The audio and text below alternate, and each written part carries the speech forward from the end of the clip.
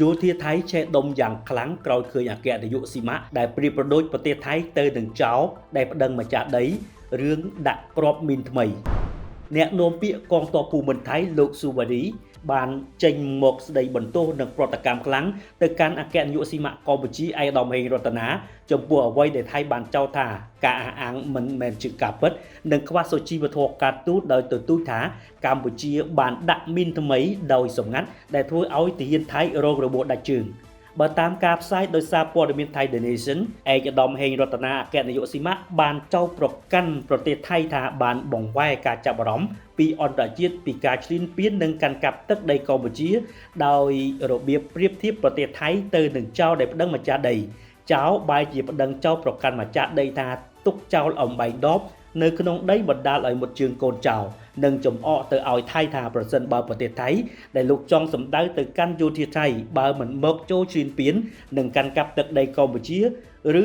លូនចូលក្នុងដីកម្ពុជាដែលខុសច្បាប់ទេនោះក៏គ្មានគ្រោះថ្នាក់អ្វីទៅដល់កងទ័ពថៃនោះឡើយសូមបញ្ជាក់ផងដែរថាការពីពេលថ្មីនេះឯកឧត្តមហេងរតនាអគ្គនាយកស៊ីម៉ាបានបង្ហោះសារលើបណ្ដាញទំនាក់ទំនងសង្គមមានខ្លឹមសារថាឯកឧត្តមនិងក្រុមការងារបានចូលមកត្រួតពិនិត្យក្រុមបច្ចេកទេសចាប់ផ្ដើមដាក់ដំឡើងសម្បកប្របែកទម្លាក់ពីលើយន្តហោះប្រភេទ MK84 នៅសារមន្ទីរតេជោសន្តិភាពនៃខេត្តសៀមរាបនៅក្នុងអគាររៀងក្របមីន PMN2 ដែលជាសំណង់មេនៃសារមន្ទីរនេះគឺជានិមិត្តរូបនៃឆន្ទៈនិងការបដិញ្ញាចិត្តរបស់រាជរដ្ឋាភិបាលកម្ពុជាក៏ដូចជាសហគមន៍អន្តរជាតិទទួលស្គាល់នូវសមិទ្ធផលនៃការអនុវត្តអនុសញ្ញាមីនអន្តរជាតិអូតាវ៉ាប្រកបដោយជោគជ័យនៅកម្ពុជា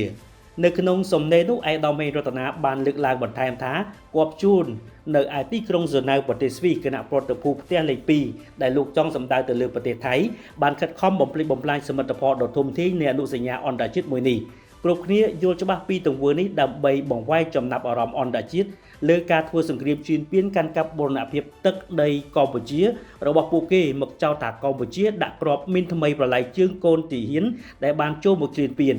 ហើយរឿងនេះដូចគ្នានៅក្នុងជីវភាពសង្គមធម្មតាដែលនិយាយលេងសើចផងនិងជាការពិតផងគឺចោលបែរជាប្តឹងចោលប្រកាន់ម្ចាស់ដីថាទុកចោលអំបែងដបនៅក្នុងដីបណ្ដាលឲ្យមុតជើងកូនចោលពេលចូលលួចទុនធានយកដីទៅមនុស្សម្នាទាំងឡាយដើម្បីបង្វែរឲ្យអ្នកទាំងឡាយនោះភ្លេចគិតថាខ្លួនពួកគេជាអ្នកប្តឹងនោះគឺជាចោលហេតុអ្វីបានជាអំបែងដបមុតជើងបើម្ចាស់ដីបោះចោលអំបែងដបនោះនៅក្នុងដីរបស់គេសោះនឹងបើខ្លួនលោកចោលឯងមិនចូលមកលួចទុនធានកាន់កាប់ដីនោះក៏អំបែងដបនោះវាមិនមុតជើងកូនចោលទាំងនោះដែរ